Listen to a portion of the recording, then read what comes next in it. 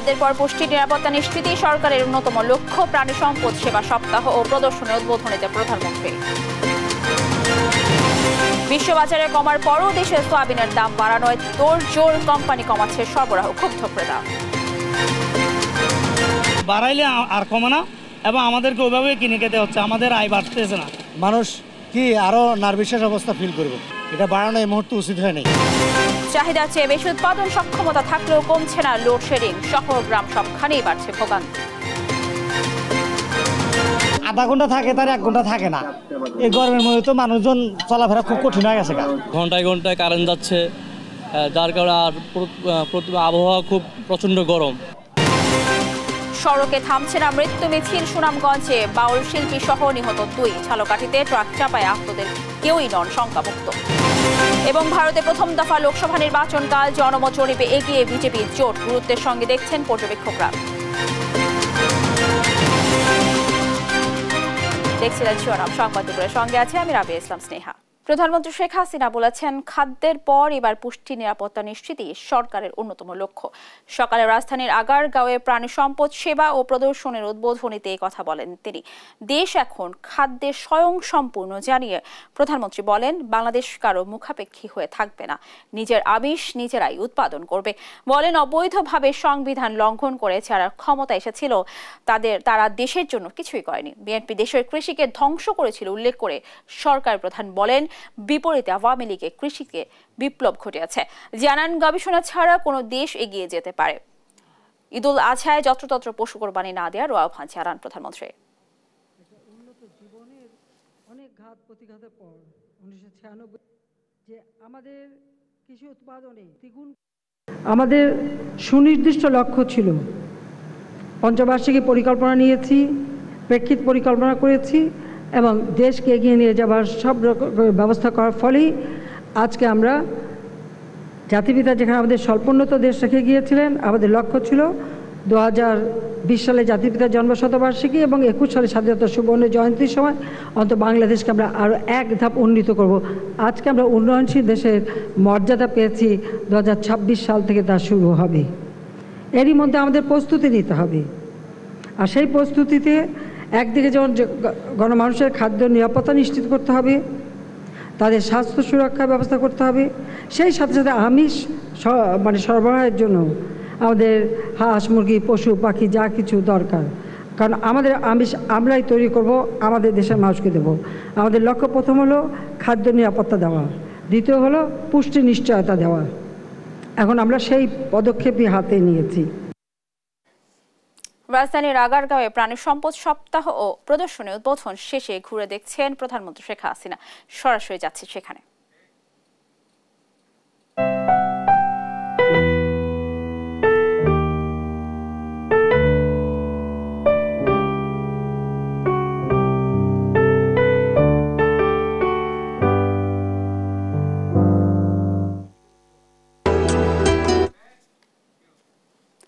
আন্তর্জাতিক বাজারে সয়াবিন তেলের দাম কম থাকলেও বাড়ছে দেশের বাজারে। নতুন করে সয়াবিন তেলের দাম বৃদ্ধির ঘোষণায় আবার অস্থির হয়ে শুরু করেছে ভোজ্য তেলের বাজার। এতে ক্ষুব্ধ ক্রেতা সাধারণ। অর্থনীতিবিদরা বলছেন, ব্যবসায়ীদের অতি মুনাফা লোভী চিন্তার কারণে দেশে বাড়ানো হচ্ছে দাম। মাজহারুল ইসলামের রিপোর্ট। সরকারের সাথে আলোচনা ছাড়াই ভোজ্য তেলের দাম বৃদ্ধির ঘোষণা দেয় মিল মালিকদের সংগঠন Bangladesh vegetable oil refiners and Vanaspati manufacturers associations. যদিও এর পরেই তা নাকচ করে দেন বাণিজ্য প্রতিমন্ত্রী। বুধবার সরজমিনে বাজারে গিয়ে দেখা গেছে আগের 163 টাকা লিটার দামে বিক্রি হচ্ছে সোয়াবিন তেল। দাম বৃদ্ধির ঘোষণার কোনো প্রভাব পড়েনি তেলের বাজারে। সকাল থেকে রাজধানীর কারওয়ান বাজার এবং মোহাম্মদপুর কৃষি মার্কেট ঘুরে পূর্বের দামে তেল বিক্রি করতে দেখা গেছে ব্যবসায়ীদের। তবে তাদেরকে নতুন দামের ব্যাপারে জানিয়েছে কোম্পানিগুলো। ঈদের পরে যে মাল আমাদের ঘরে ছিল এটা আগের দামে বিক্রি করতেছি। এই পর্যন্ত আমরা আগের দামই, আর নতুনটা যখন আসবে তখন নতুন দামে বিক্রি করবো। তেল কোম্পানিগুলোর রেট বাড়াবে বলতেছে আর কি, এখনো তেল দাম বাড়ায় নাই, এখনো পর্যন্ত আমাদের কাছে কোনো নিউজ আসেনি। প্রত্যেকটা কোম্পানি আমাদেরকে জানাইছে লিটারে হয়তো 10 টাকা ওনারা আবেদন করছে, হয়তো 8 টাকা করে বাড়তে পারে। তো আমরা এখনো আমাদের আগের রেটের মাল আছে, ওগুলাতে এমআরপি কম, আমরা ওইভাবেই বিক্রি করতেছি। হঠাৎ তেলের দাম বাড়ানোর ঘোষণায় ক্ষুব্ধ প্রতিক্রিয়া দেখিয়েছেন ক্রেতারা। মজুদ থাকার সত্ত্বেও যদি দোকানিরা দাম বাড়ায় তো এই জিনিসটা তো আমাদের জন্য এফোর্ডেবল হবে না আর কি। সয়াবিন তেলের দাম আগে বেশি আসলে এখন আরও 10 টাকা করে বাড়ায় দিছে। মরার উপরে খাড়ার গা, এখন বর্তমানে চলাটাই খুব কষ্টকর হয়ে যাচ্ছে। তেলের দাম তো এমনিতেই বাড়তি, তার উপরে যদি 10 টাকা বাড়ায় এটা আমাদের ওপর আর একটা বাড়তি বোঝা চাপিয়ে দেওয়া হলো আর কি। আন্তর্জাতিক বাজারে তেলের দাম কম থাকলেও দেশীয় বাজারে বৃদ্ধির পরিকল্পনাকে ব্যবসায়ীদের অতি মুনাফালোভী চিন্তাকে দায়ী করছেন অর্থনীতিবিদরা। তারা বলছেন, সরকার ঈদের আগে যে ভ্যাট কমিয়েছিল সেই সুযোগে ব্যবসায়ীরা আগেই পর্যাপ্ত পরিমাণে মজুত করে রেখে সরকারের সাথে দেন দরবার করছেন, যা মূলত সাধারণ মানুষকেই বিপদে ফেলবে। এই মুহূর্তে আন্তর্জাতিক বাজারে দাম কতটুকু ভোজ্য তেলের সেটা একটু দেখতে হবে। যতটুকু তথ্য রয়েছে ততটুকু থেকে জানা যাচ্ছে যে আসলে আন্তর্জাতিক বাজারে তেলের দাম বাড়েনি, বরং এই যেমন স্থিতিশীল রয়েছে এবং একই সঙ্গে দামটা একটু নিম্নমুখী, যাতে খুচরা ব্যবসায়ীরা কোনো রকম সংকট তৈরি না করে এই মুহূর্তে, সেটা একটু নজর দিতে হবে।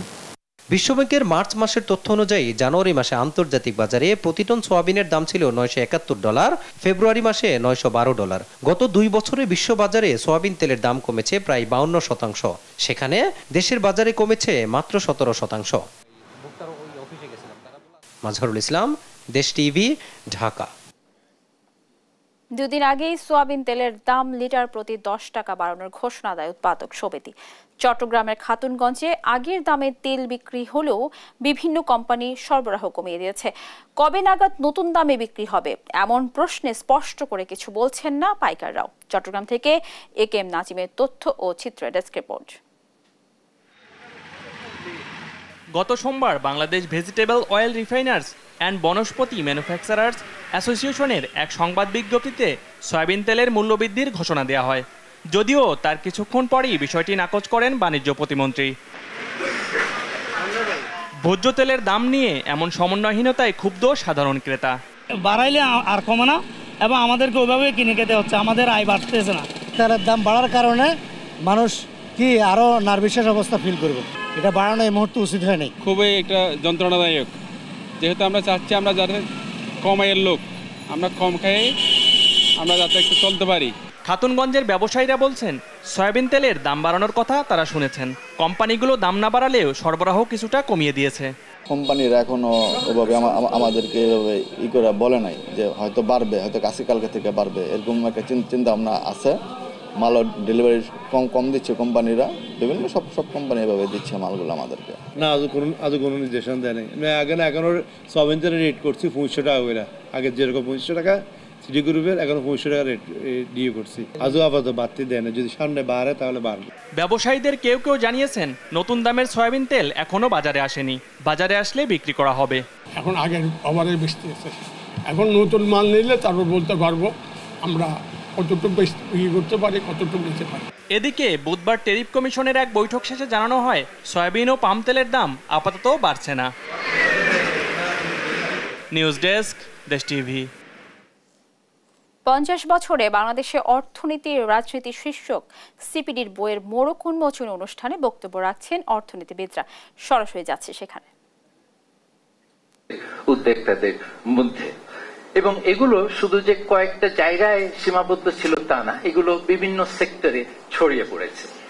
আর কার কন্টেস্টেবিলিটি, সেই কন্টেস্টেবিলিটির ক্ষেত্রে জিল্লুর রহমান যেটা বেশি গুরুত্ব দিয়েছেন সেটা হলো স্থানীয় এবং জাতীয় পর্যায়ে পলিটিক্যাল কন্টেস্টেবিলিটির কথা, যার কারণে একটা জবাবদিহির জায়গা এক সময় ছিল। এখন এইটা হলো আমাদের উঠার গল্প। এখন স্লিপসের ক্ষেত্রে আমরা পিছলাম কোন জায়গায়, সেখানে আকাশ থেকে আমরা শুনলাম যে অনেকেই পেছনে পড়ে আছে এবং এখানে যে একটা কন্ট্রাস্টিং মুভমেন্ট, একদিকে দরিদ্রতার হার কমছে আবার অন্যদিকে বৈষম্যটা বাড়ছে। কাজে এই দুই যে কন্ট্রাস্টিং ট্রেন্ড, এর থেকে আমরা কি কনক্লুড করতে পারি? সে থেকে একটাই কনক্লুশন হয় যে এই যে দরিদ্র সীমা, যেটাকে আকাশ বলেছেন livestock definition of poverty line, সেখান থেকে বের হওয়ার পরে খুব বেশি এগোনো যায় না, এখানে একটা বাধার সম্মুখীন হতে হয়। সেই কারণে বৈষম্য বাড়ছে দরিদ্রতা কমা সত্ত্বেও। এবং তিনি যেটা বলেছেন সবচেয়ে বড়, যে আমরা সংবিধানে যে একটা প্রমিস করেছিলাম অন্তর্ভুক্তিমূলক প্রবৃত্তি, সবার কাছে সম সুযোগ দেওয়ার কথা, সেইটা আমরা ফুলফিল করতে পারিনি। এবং আমরা গত ১.৫ দশকে আরেকটা শব্দ শুনেছি, শেয়ার্ড প্রসপেরিটির কথা। এবং সেই শেয়ার্ড প্রসপেরিটি কি আসলে শেয়ার্ড প্রসপেরিটি হলো নাকি একটা শেয়ার্ড ইলিউশনে পরিণত হলো, সেটা এখন ভাববার বিষয়। কারণ এখানে রেজওয়ানুল ইসলামের প্রবন্ধে আপনারা দেখবেন যে শেয়ার্ড প্রসপেরিটির যে টেকনিক্যাল সংজ্ঞা, সেটা হচ্ছে যে শ্রমের উৎপাদনশীলতার সাথে সাথে প্রকৃতি মজুরিরও একটা বৃদ্ধি থাকতে হবে, যোগাযোগটা থাকতে হবে। সেটাকে বলে প্রোডাক্টিভিটি ব্যান্ড ওয়াগন। সেই প্রোডাক্টিভিটি ব্যান্ড ওয়াগনটা ইদানিং কালে আমরা দেখছি, বিশেষ করে গত কয়েক বছরে এটা ভেঙে পড়েছে। কাজে শেয়ার্ড প্রসপেরিটি সেখানে আর হচ্ছে না। এবং রিজওয়ানের চ্যাপ্টারে আপনারা আরো দেখতে পাবেন যে এখানে পুয়ার পে, তারপরে ওয়ার্কিং কন্ডিশন, সেফটি, এগুলিও যে ব্যাপকভাবে উপেক্ষিত হচ্ছে, সেটাও এই যে ম্যানি লেফট বিহাইন্ড তারই একটা অংশ। আর ইফতেকারের যে চ্যাপ্টার, সেখানে আমরা দেখতে পাচ্ছি যে উন্নয়ন হয়েছে ভবিষ্যৎকে বন্ধক রেখে, ফিউচারটাকে মর্টগেজ করা হয়েছে। সেইটা আমরা দেখতে পাচ্ছি ডিমিনিশিং ন্যাচারাল ক্যাপিটাল বেসের মাধ্যমে, বিভিন্ন জমির পলিউশন, ইভেন জমির যে নিজের যে এই নিউট্রিশনটা রিনিউ করার ক্যাপাসিটি, সেই রিনিউ ক্যাপাসিটিটাও কমে যাচ্ছে। এটাকে আমরা অর্থনীতিতে মেটাফরিক্যালি বলি ওভার ফিশিং বা দি ট্র্যাজেডি অফ দি কমন। সেখানে আমাদের সফলতা খুবই কম। আর দর্শক, 50 বছরে বাংলাদেশের অর্থনীতি রাজনীতি শীর্ষক সিপিডির বইয়ের মোড়ক উন্মোচন অনুষ্ঠানে বক্তব্য রাখছিলেন অর্থনীতিবিদরা। আমরা তখন ছিলাম সেখানে। তীব্র দাবদাহে পুড়ছে দেশ। কয়েকদিন ধরে এদেশের সর্বোচ্চ তাপমাত্রা রেকর্ড করা হচ্ছে চুয়াডাঙ্গায়। পরিস্থিতি জানাতে এবার যুক্ত হচ্ছেন সহকর্মী খায়রুজ্জামান সেতু। সেতু, আপনি নিশ্চয় আমাকে শুনতে পাচ্ছেন। সেতু, যেমনটি বলছিলাম, সারা দেশেই তীব্র দাবদাহ চলছে। চুয়াডাঙ্গায় এখন তাপমাত্রা কত, আর কবে নাগাদ এই পরিস্থিতি উন্নতি হতে পারে, কি বলছেন আবহাওয়া অফিস? আমাদেরকে বিস্তারিত জানাবেন। ধন্যবাদ সিনিয়া। চুয়াডাঙ্গাতে কিন্তু এই দুপুর 12টায় যে তাপমাত্রা রেকর্ড করে চুয়াডাঙ্গা আবহাওয়া অফিস আমাকে জানিয়েছে, সেটা কিন্তু 39 ডিগ্রি সেলসিয়াস, যেটা গতকালকে কিন্তু চুয়াডাঙ্গাতে সর্বোচ্চ তাপমাত্রা ছিল 40.8 ডিগ্রি সেলসিয়াস। তবে বেলা 12টায় গতকালকে কিন্তু 38.5 ডিগ্রি সেলসিয়াস চুয়াডাঙ্গা আবহাওয়া অফিস তাপমাত্রা রেকর্ড করেছিল। কিন্তু আজকে কিন্তু তাপমাত্রা বেড়ে 39 ডিগ্রি সেলসিয়াসে দাঁড়িয়েছে ঠিক এই দুপুর 12টার সময়। তবে স্বস্তির খবর হচ্ছে এটাই যে বাতাসে কিন্তু আর্দ্রতা কম হওয়ার কারণে কিন্তু মানুষ ঘামছে কম, কিন্তু একেবারে সূর্যের যে তাপ, প্রখর তাপে কিন্তু একদম অতিষ্ঠ। এই যে 10 থেকে 15 মিনিট যদি একটা মানুষ দাঁড়ায় থাকে, রীতিমতো বলা যেতে পারে যে হচ্ছে ঝলসিয়ে যাবে। মানে 10 থেকে 15 মিনিট যদি ঠান্ডা পানি বাইরে রাখা যায়, সেই পানিতে কিন্তু চা বানিয়ে খাওয়া যাবে, এমন একটা অবস্থা দাঁড়িয়েছে চুয়াডাঙ্গাতে বর্তমান এখন এই মুহূর্তে। আমি আরও জানিয়ে রাখি, সেটা হচ্ছে কিন্তু এই তাপমাত্রা কিন্তু আগামীকালকে বাড়ার কথা ছিল। তবে চুয়াডাঙ্গা আবহাওয়া অফিস আমাকে যেটা বলেছে সেটা হচ্ছে কালকে যদি চিটাগাং বিভাগে মেঘের দেখা পাওয়া যায়, তাহলে হয়তোবা কমলেও কমতে পারে, তবে না কমার সম্ভাবনাই বেশি কালকে তাপমাত্রা। তবে 20 তারিখ থেকে কিন্তু তাপমাত্রা নিশ্চিত করে বলা যেতে পারে যে 42 ডিগ্রি সেলসিয়াস তাপমাত্রা গিয়ে ঠেকবে আর কি, সর্বোচ্চ তাপমাত্রা যেটা চুয়াডাঙ্গায় আর কি। তবে এখন যেহেতু তীব্র তাপপ্রবাহ চলছে, আর 42 ডিগ্রি সেলসিয়াস তাপমাত্রা যখনই দাঁড়াবে তখন কিন্তু অতি তীব্র তাপদাহ রূপ নেবে। আর এইটা কিন্তু কন্টিনিউ থাকার মানে 1 সপ্তাহ থাকার কথা আছে, যেটা টানা 1 সপ্তাহ এই 42 ডিগ্রি সেলসিয়াসে তাপমাত্রা থাকবে আর কি চুয়াডাঙ্গা সহ আশেপাশের অঞ্চলগুলোতে। তবে আরও জানিয়ে রাখি, সেটা হচ্ছে কিন্তু এই যে এই 1 সপ্তাহের ভিতরে কিন্তু কোনো প্রকার কোনোভাবেই বৃষ্টির সম্ভাবনা নাই, যদি আকস্মিকভাবে কোনো কালবৈশাখী ঝড় হানা না দেয় আর কি। সেক্ষেত্রে বুঝতেই পাচ্ছেন যে চুয়াডাঙ্গাতে কি অবস্থা হয়ে দাঁড়াবে, একেবারে জনজীবন অতিষ্ঠ বলা যেতে পারে হয়ে দাঁড়াবে। ইতিমধ্যে কিন্তু যত জনজীবন অতিষ্ঠ হয়ে দাঁড়িয়েছে, কারণ যারা হচ্ছে প্রয়োজনে মানে প্রয়োজনে কাজের খুব প্রয়োজন, তারা কিন্তু বলা যেতে পারে অনেক সকালে বেড়ে 10টা থেকে 11টার ভিতরে কিন্তু হচ্ছে কাজ সেরে বাড়ি চলে যাচ্ছে। তো সেক্ষেত্রে যারা দিন মজুর, তারা হচ্ছে খুব বিপক্ষে আছে, কারণ তারা না পাচ্ছে কাজ করতে, না পাচ্ছে হচ্ছে মানে ভাড়া মারতে, কারণ মানুষ না থাকলে তো তারা ভাড়া পাচ্ছে না। তবে এই আমি আরও জানিয়ে রাখি, সেটা হচ্ছে কিন্তু এই যে বেলা 3টায় যে তাপমাত্রা হবে, এই তাপমাত্রা কিন্তু 41 ডিগ্রি সেলসিয়াস তাপমাত্রা হওয়ার সম্ভাবনা আছে বলে চুয়াডাঙ্গা আবহাওয়া আমাকে এমনটাই আভাস দিয়েছে আর কি। এই ছিল চুয়াডাঙ্গা থেকে সর্বশেষ। স্নেহা। সেটা, আপনাকে ধন্যবাদ। দর্শক, আমরা শুনছিলাম চুয়াডাঙ্গার আবহাওয়া পরিস্থিতি। দেশের চাহিদার চেয়ে 2000 মেগাওয়াট বেশি উৎপাদন সক্ষমতা থাকলেও কমছে না বিদ্যুতের লোডশেডিং। গরম এলেই শহর থেকে গ্রাম সবখানেই বেড়ে যায় সংকট। সাধারণ মানুষ বলছে উন্নয়নশীল দেশে লোডশেডিং কোনোভাবেই কাম্য নয়, আর বরাবরের মতো এই লোডশেডিং কমে আসবে বলে আশ্বস্ত করছেন পাওয়ার সেলের ডিজি মোহাম্মদ হোসাইন। বিস্তারিত নূপুর মাহমুদের রিপোর্টে। তীব্র গরমে যখন নাভিশ্বাস সাধারণ মানুষের, তখন প্রায়ই থাকে না বিদ্যুৎ, মাঝে মাঝে আসে। লোডশেডিং এর এমন চিত্র রাজধানী থেকে শুরু করে গ্রামগঞ্জেও। গরমে চাহিদা বাড়ে বিদ্যুতের। বছরে এপ্রিল থেকে জুন সর্বোচ্চ বিদ্যুৎ চাহিদা থাকে দেশে। তবে এবার গরমের শুরুতেই দেখা দিয়েছে তীব্র লোডশেডিং। শহরের চেয়ে গ্রামে এর মাত্রা বেশি। ঘন্টায় ঘন্টায় কারেন্ট যাচ্ছে, যার কারণে আর আবহাওয়া খুব প্রচন্ড গরম। আল্লাহ বাতাস পানি হারে আল্লাহ সুস্থ থাকি, আর না তো অসুস্থ, কারণ যদি না থাকে আধা ঘন্টা থাকে, তার 1 ঘন্টা থাকে না। এই গরমের মধ্যে তো মানুষজন চলাফেরা খুব কঠিন হয়ে গেছে। প্রতিদিনই দেশ জুড়ে তাপমাত্রার রেকর্ড ভাঙছে। আবহাওয়া অফিস বলছে গরম থাকবে আরো 5 দিন। ওভারঅল দেশের দক্ষিণাঞ্চলে তাপদাহ থাকবে, এমনকি 20 তারিখে পরে যে আমরা দেখতে পাচ্ছি যে এই এলাকা আরও বেড়ে যাবে তাপদাহ। সেক্ষেত্রে অনেক জায়গায় এর তীব্রতা বেড়ে যাবে এবং এর মাত্রা বেড়ে যাবে। সেক্ষেত্রে যেটা অনেক জায়গায় তাপমাত্রা 40-41 ডিগ্রি তাপমাত্রা ওঠার সম্ভাবনা আছে এবং দেখা যাচ্ছে যে এই মাসের প্রায় অধিকাংশ টাইম জুড়ে অনেক এলাকায় তাপদাহ থাকবে। বিদ্যুৎ বিভাগ বলছে আগামী সপ্তাহে বিদ্যুতের চাহিদা 16,000 মেগাওয়াট ছাড়িয়ে যেতে পারে। চাহিদা অনুযায়ী সরবরাহ করতে না পারলে লোডশেডিং আরও বাড়বে। আমাদের যদি সামনে আরও চাহিদা বাড়ে, আমরা উৎপাদনের সক্ষমতা রয়েছে এবং সেই অনুযায়ী গ্রাহকদের চাহিদা পূরণ করে গ্রাহকদেরকে একটা স্বস্তির অবস্থায় রাখতে পারবো, এটুকু আপনাকে আমি আশ্বস্ত করতে পারি।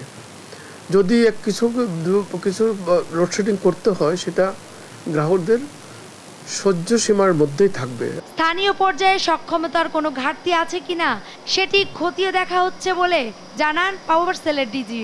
এখন স্থানীয় কোনো যদি যান্ত্রিক ত্রুটি, বৈদ্যুতিক ত্রুটির কারণে হয়, সেগুলো আমি দেখব বলছি আপনাকে। সুতরাং যেন শুধু এই সময়টায় নয়, আগামী দিনগুলো যেন গ্রাহকরা একটা স্বস্তির অবস্থায় থাকে, আমরা সর্বাত্মকভাবে সেই দিকে নজর দেব।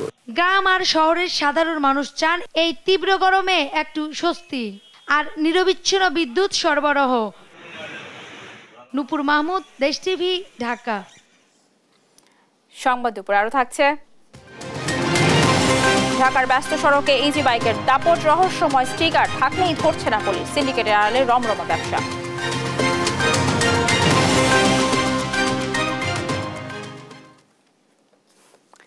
সুনামগঞ্জের ছাতকে বাস সিএনজি অটোরিকশা মুখোমুখি সংঘর্ষে 2 জন নিহত হয়েছে।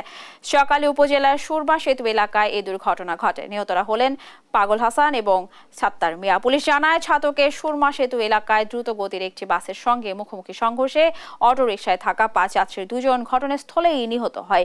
গুরুতর আহত 3 জনকে উদ্ধার করে ছাতক উপজেলা স্বাস্থ্য কমপ্লেক্সে নেওয়া হয়েছে।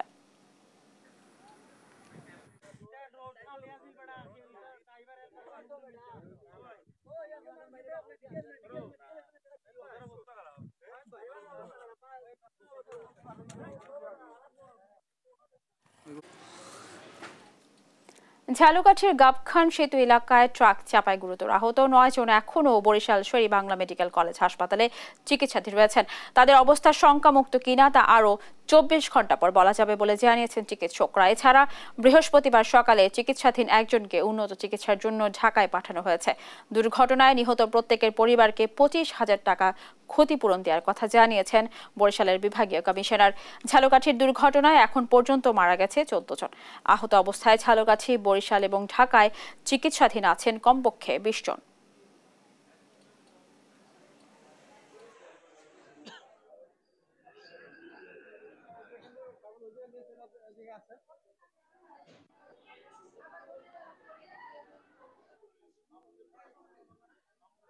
গতকাল আমি এখানে আসছি একটা ভয়াবহ অ্যাক্সিডেন্ট এর কারণে। তো আমার বাবা সেই লোকে অসুস্থ ছিল, কিন্তু আমি একটা এমবিএস ডাক্তার, ভালো একদম ডাক্তার এখানে পাই না। এরা 2 ভাই যাইতেছিল, এর বোন লইয়া আমার ভাই বলে ঢাকা রওনা দিয়ে যাইতেছিল।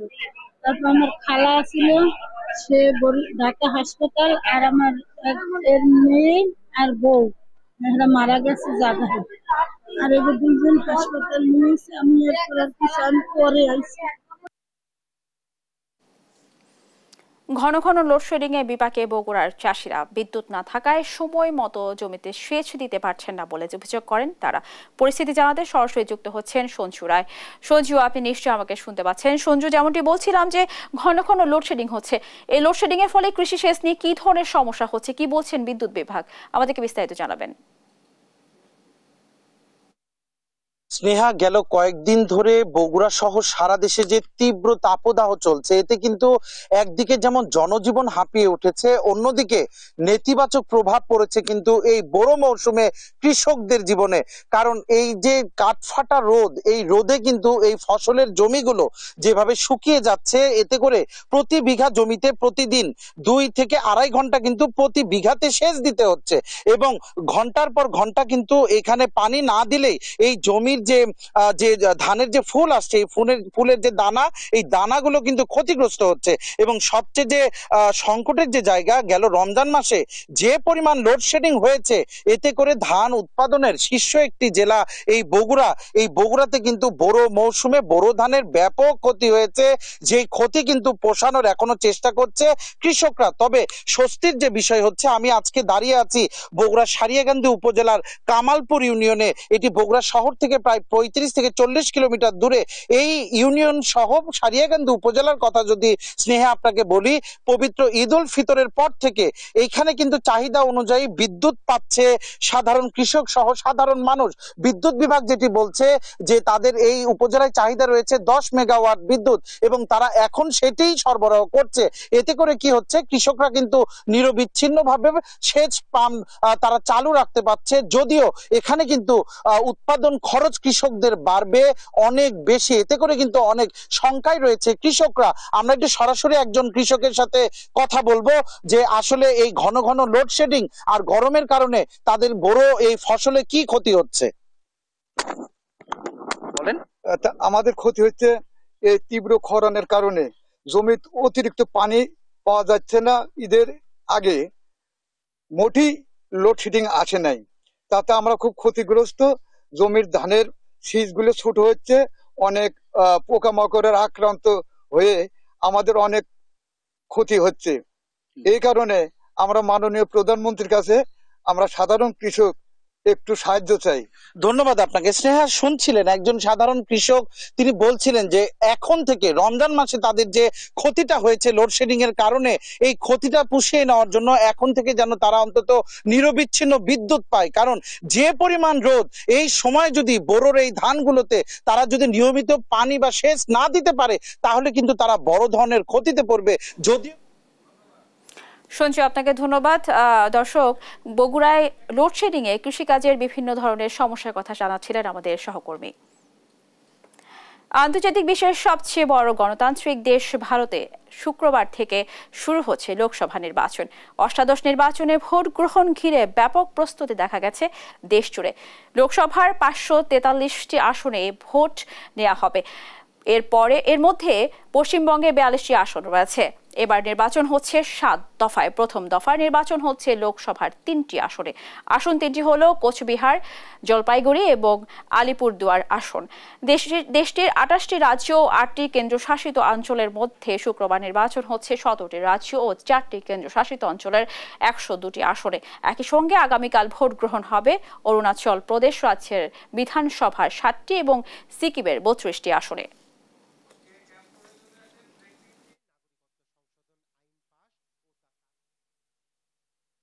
রাজধানীর ব্যস্ত সড়কে চলাচলের অনুমতি নেই ইজি বাইকের। তারপরও রহস্যময় এক স্টিকারের বদৌলতে রাজধানীর দয়াগঞ্জ, ধূপখোলা, জনপথ মোড়, সায়দাবাদ যাত্রাবাড়িতে দাপিয়ে বেড়াচ্ছে অবৈধ বাহনটি।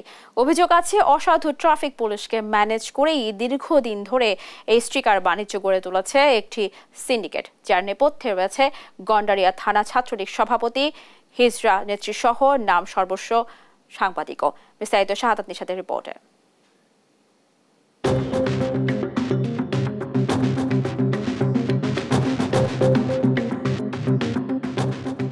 রাজধানীর ব্যস্ততম দয়াগঞ্জ মোড়ের চিত্র এটি। সায়দাবাদ থেকে বিভিন্ন গন্তব্যে দূরপাল্লার যান চলাচলে সবসময় ব্যস্ত থাকে এই সড়কটি। এ পথে চলতে পারে না ব্যাটারি চালিত ইজি বাইক, কিন্তু বাস্তবতা বলছে ভিন্ন কথা। দেদারসে এ পথে চলছে অটো, যেন দেখার কেউ নেই। ভুইফোর স্টিকার নিয়ে ইজি বাইকগুলো দাপিয়ে বেড়ায় রাজধানীর ধূপখোলা মাঠ, জনপদ মোড়, সায়দাবাদ, যাত্রাবাড়ি সহ পুরান ঢাকার বিভিন্ন এলাকা। কার ইশারায় চলছে এসব তা অনুসন্ধানে এবার দেশ টিভি। খোঁজ মেলে ব্যস্ততম সড়কে গিয়ে দাপিয়ে বেড়ানো প্রতিটি অটোরিকশাতে রয়েছে রহস্যময় স্টিকার, যা স্টিকার থাকলেই ইজি বাইকগুলো সড়কে চলতে থাকে না বাধা।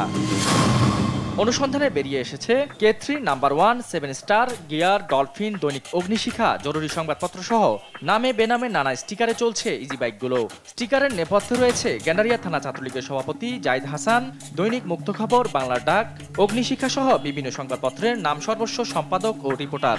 আছেন সুমনা নামে এক হিজড়াও।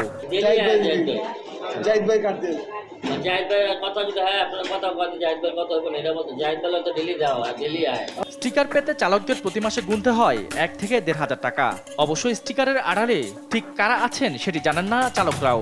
গ্যারেজ মালিকদের কাছে মেলে স্টিকার। আমরা আর কেউ চিনি না, আমরা গ্যারেজ মালিকের থেকে টাকা দেই, কাট নেই। গ্যারেজে দেওয়া যায়, লোক আছে, কাঠ মালিকের লোক আছে, ওরা দেওয়া যায় গ্যারেজে। কাঠ বিলি হলে সমস্যা, তাই লেগে ধরছে। সড়কে এসব অটোরিকশা বন্ধে নির্দেশনা থাকলেও গাফিলতি আছে খোদ ট্রাফিক পুলিশেরই। স্টিকার মালিকদের ফোন কলে ছেড়ে দেওয়া হয় অটো। গাড়ি যদি ধরে কাটালার ছাড়া দেয়, এর বাদে আর কিছু। এই কাটা আপনার না থাকলে আপনার গাড়ির দাম বেঁধে দিয়ে দেয়। কারা দেয়? পুলিশে। টাকা নিচে আমাদেরকে স্লিপও দেয় না, বলে যে 1200 টাকা দিলে স্লিপ দেবো, আর না দিলে না দেবো। ক্যামেরায় ধরা পড়ে ট্রাফিক পুলিশের সাথে কথা বলে আটক অটো ছাড়িয়ে নিচ্ছে স্টিকার সিন্ডিকেট চক্রটি। হাতে নাতে একজনকে ধরা হলেও পরে দৌড়ে পালিয়ে যান তিনি।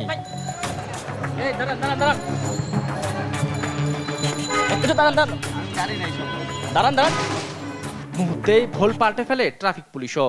আমাদের যে বিল দেবে, যে ড্রাইভার বিল দেবে, আমরা তাকে ছাড়ে দিই।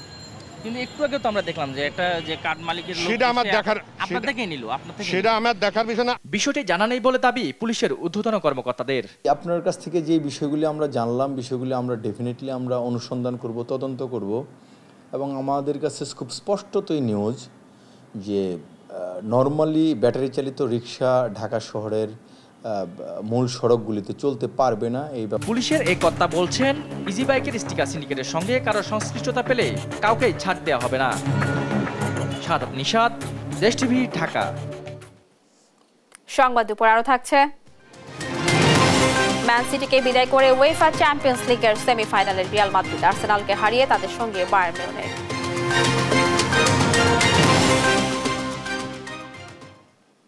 আগুনে পুড়ল গাজীপুরের টঙ্গী বাজারে 4টি নিত্যপণ্যের গুদাম। এসব গুদামে চাল, পেঁয়াজ, আলু সহ বিভিন্ন ধরনের খাদ্য সামগ্রী মজুত করা ছিল। খবর পেয়ে ফায়ার সার্ভিসের 5টি ইউনিট প্রায় 1 ঘন্টার চেষ্টায় আগুন নিয়ন্ত্রণে আনে। আগুনে হতাহতের কোনো খবর পাওয়া যায়নি। বুধবার রাতে টঙ্গীর সোনাভান মার্কেটের পাশের এই গুদামে আগুন লাগে।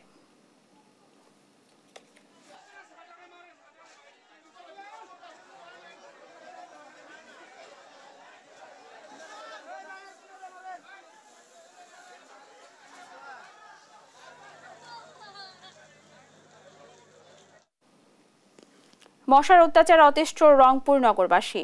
মশক নিধনে কার্যক্রম শুরু না হলেও প্রস্তুতি নেওয়ার কথা জানিয়েছে নগর ভবন। গেল 3 বছরে 4.5 কোটি টাকা ব্যয় হয়েছে জানিয়ে মেয়র বলেন, কার্যকর ওষুধের অভাবে প্রতি বছর বিপুল পরিমাণ অর্থ ব্যয় করেও নিয়ন্ত্রণ করা যাচ্ছে না মশা। রংপুর থেকে সহকর্মী রফিকুল ইসলামের পাঠানো তথ্য ও চিত্রে টুম্পা আফরোজের রিপোর্ট। সকাল, দুপুর কিংবা রাত, বাসাবাড়ি বা অফিস পাড়ায় মশার কামড়ে অতিষ্ঠ নগরবাসী দিনের বেলাতেও ঘুমাচ্ছেন মশারি টানিয়ে। কয়েল কিট জ্বালিয়েও মিলছে না মুক্তি। নগরীর শ্যামা সুন্দরী আর কেডি খালে পানির প্রবাহ না থাকা এবং দূষণের সঙ্গে কচুরিপানা ভরা থাকায় এবার আগাম মশার উপদ্রব বেড়েছে। 2021-22 অর্থ বছরে 1,95,00,000 লাখ, 2022-23 অর্থ বছরে 1,25,00,000 লাখ, 2023-24 অর্থ বছরে 1,30,00,000 লাখ সহ মোট 4.5 কোটি টাকা ব্যয়ে মশার প্রজনন রোধে কার্যক্রম চালালেও তা কাজে আসেনি নগরবাসীর। এখন দিনের বেলা মশারি টানে আমাকে থাকতে হয়। বিশেষ করে আমাদের এই নালাটা খনন করে না তো, নোংরা বেশি, এই জন্য আরো মশাটা বেশি। আর যে চুলকাইতে মনে করে কি চামড়া তুলে ফেলি, এত অসুবিধা, পাটা আঁকে ছুলে গেছে। কয়েল 24 ঘন্টা থাকতেই হবে, নাহলে মশার অত্যাচার বসে থাকতে পারবেন না। এখন কেউ পরিষ্কার করে নাই এবং মশা মারার তো আমি কোনো দেখতেছি না, এখন পর্যন্ত দেখিনি। এই পরিস্থিতির জন্য শ্যামাসুন্দরী খাল আর কেডি খালকে দায়ী করছেন সিটি মেয়র। এখন আমাদের মশা তৈরির কারখানা হলো শ্যামাসুন্দরী খাল, কেডি ক্যানেল, এই দুইটা ক্যানেলের বাস্তবিক অর্থে যে কাজ যতক্ষণ পর্যন্ত হয়নি, মশার উপদ্রব কিন্তু আরো বাড়বে, কমবে না। ঔষধ প্রয়োগে স্থানীয় সরকার মন্ত্রণালয় থেকে সঠিক পদক্ষেপ না নেয়ার অভিযোগও করেন মেয়র। মিনিস্ট্রি থেকে একটা ট্রেডমার্ক বলে এই ওষুধটা আপনারা ব্যবহার করবেন, এই কোম্পানির এই ওষুধটা একটা চিঠি দিলে সবাই আমরা ওই ওষুধটা ব্যবহার করতে পারতাম। রাষ্ট্রের অর্থ ব্যয়ে জবাবদিহিতা নিশ্চিতের পাশাপাশি নগরীকে পরিষ্কার পরিচ্ছন্ন রাখার আহ্বান নাগরিক সমাজের প্রতিনিধিদের। আগামী মাসের মধ্যেই একদিকে সচেতনতামূলক, আর একদিকে হচ্ছিল কেডি খাল এবং শ্যামাসুন্দরীকে পরিষ্কার পরিচ্ছন্নতা করা, আর একদিকে হচ্ছিল পুরো শহরে যাতে মানুষের মধ্যে একটা সচেতনতা তৎপরতা তৈরি হয়, এই কাজটি করা, এবং অবশ্যই ওষুধটি যেন এই জনগণের ট্যাক্সের টাকার ওষুধ যেন বৃথা না যায় সেদিকে নজরদারি করা উচিত। ডেঙ্গু ম্যালেরিয়ার প্রভাব বিস্তার রোধে মশার প্রজনন ঠেকাতে আগাম প্রস্তুতি নেয়ার তাগিদ চিকিৎসকদের। নিউজ ডেস্ক, দেশ টিভি।